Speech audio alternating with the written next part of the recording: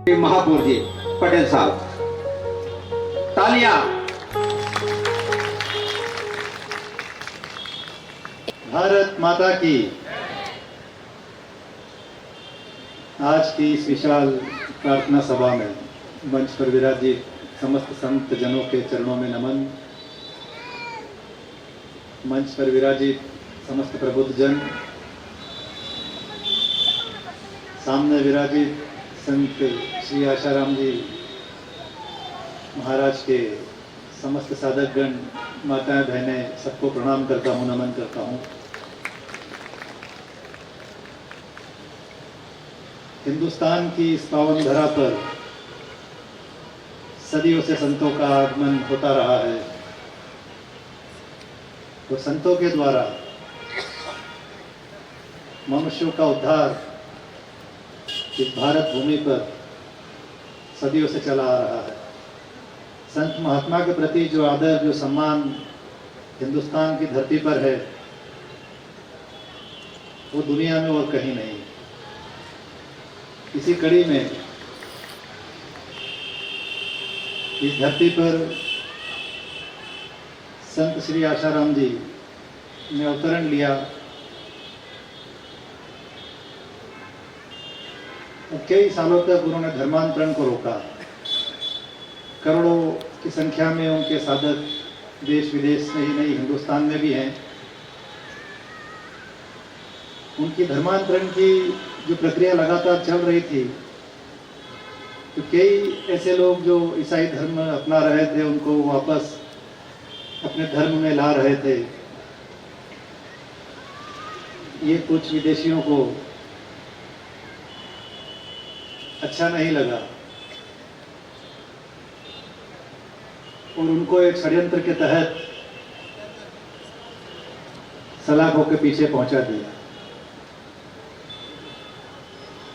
सबको पता है कि जो लांछन उनके ऊपर लगे हैं, जो अपराध की कायमी उनके ऊपर की गई है, वो उन्होंने किया ही नहीं है। और जब कोई अपराध उन्होंने नहीं किया तो किस अपराध की सजा उनको मिल रही है, ये आप सबको सुप्रीम कोर्ट से पूछना चाहिए। मेरे हिसाब से यहाँ बैठकर समय गंवाने से अच्छा है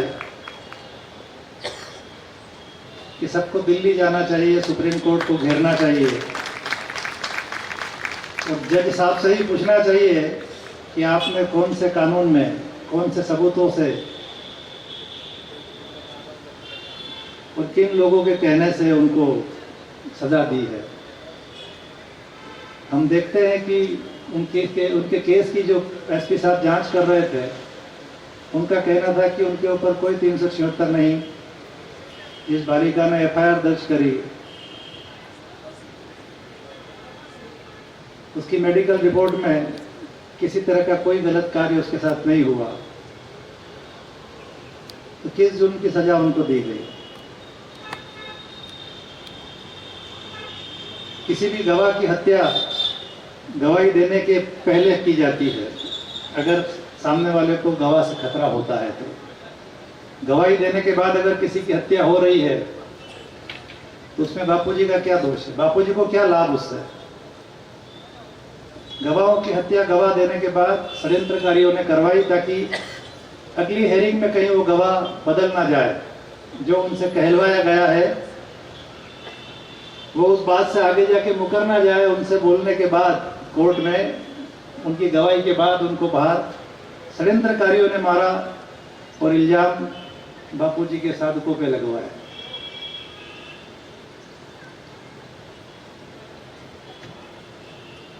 निश्चित ही गलत हुआ है और आप लोग जिस संख्या में यहाँ एकत्रित हुए हैं वो संख्या बढ़नी चाहिए।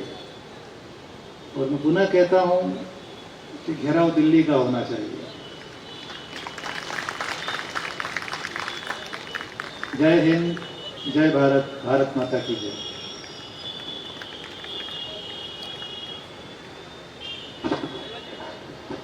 हरिओम।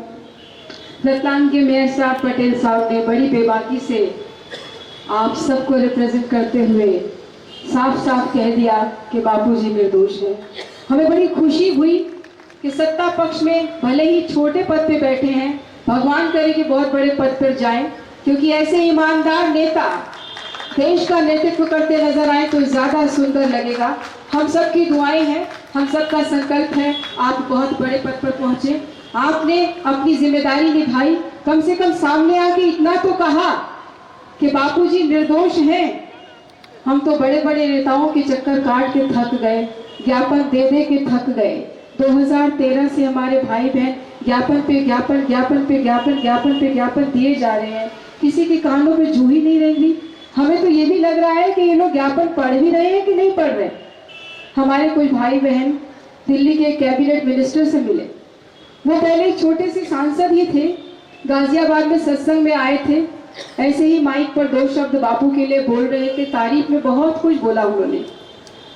और बदकिस्मती से मैंने ही उनका स्वागत किया था माइक लेकर के, मुझे अच्छा भी नहीं लग रहा था, लेकिन बापूजी का आदेश था कि इनका स्वागत तुम करो, मैंने किया।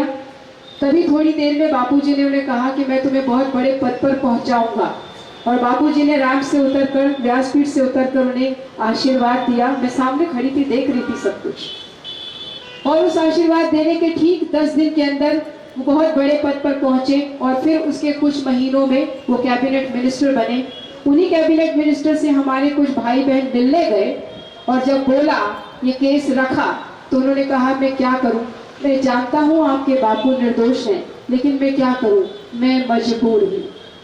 हमें बड़ा दुख हुआ ये सुनकर कि इतने बड़े पद पे मजबूर लोग बैठे हैं।